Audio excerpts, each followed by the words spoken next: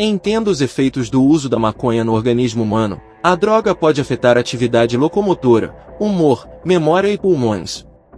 A substância pode ser usada com fins terapêuticos para tratar câncer e HIV.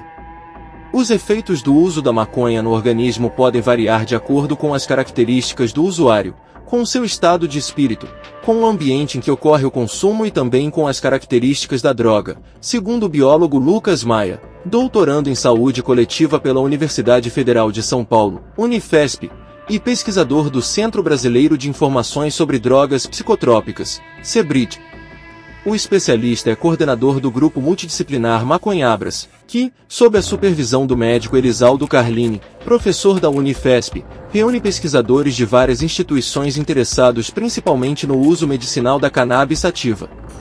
Maia conversou com a nossa equipe sobre os efeitos fisiológicos e psicológicos da droga, que teve sua venda e cultivo regulamentados por lei aprovada nesta terça-feira no Uruguai.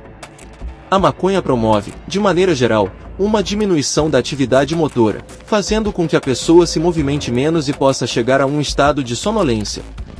Porém, dependendo da dose de tetrahidrocannabinol, THC, princípio ativo com efeitos mais pronunciados da maconha, a reação também pode ser oposta, levando a uma sensação de euforia e intensificação dos movimentos. Tudo que envolve os efeitos da cannabis pode parecer ambíguo. Existem análises que mostram que esses efeitos são bidirecionais, dependendo da dose, do indivíduo e do ambiente, diz Maia. Principalmente em pessoas que usam a droga pela primeira vez, pode haver um aumento da frequência cardíaca. Não chega a ser um efeito que pode levar a um infarto, por exemplo, mas é um aumento muito evidente. A pessoa pode se sentir incomodada e ansiosa, e isso pode ser um risco no caso de indivíduos que tenham um histórico pessoal ou familiar de transtorno de ansiedade ou pânico, explica o biólogo. Assim como a maconha provoca a diminuição da atividade motora, também leva a uma diminuição da temperatura corporal, que configura um quadro de hipotermia. Ela pode ainda estimular o sistema digestivo e aumentar o apetite. Boca seca e olhos avermelhados também são alguns dos efeitos observados após o uso.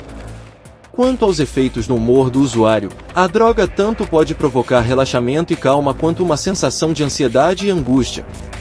Novamente, isso depende das características do usuário e da substância. Maconha com maior concentração de THC tende a induzir reações de ansiedade com maior frequência, em comparação com a maconha com menor concentração de THC, segundo estudos, compara Maia. Quando o usuário tem histórico médico de ansiedade, os riscos de a droga despertar emoções negativas são maiores. O cigarro de maconha contém muitos dos componentes também presentes no cigarro de tabaco comum.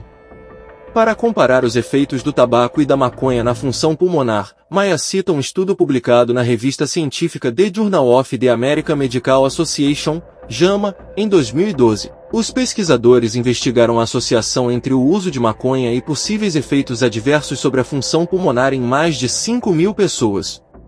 Os resultados mostraram que o uso intenso por longos períodos, mais de 10 anos, esteve associado a um declínio da capacidade pulmonar.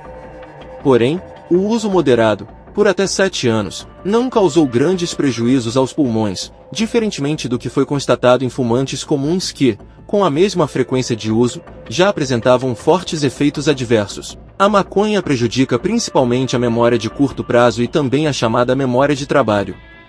São efeitos transitórios, principalmente durante o uso. Mas, se pensarmos que uma pessoa usa droga todos os dias, vai estar o tempo todo sob esse efeito prejudicial e não vai reter informações, diz o pesquisador. Maia afirma que, depois de 28 dias sem usar a substância, as funções de memória e cognição voltam a ficar estabilizadas.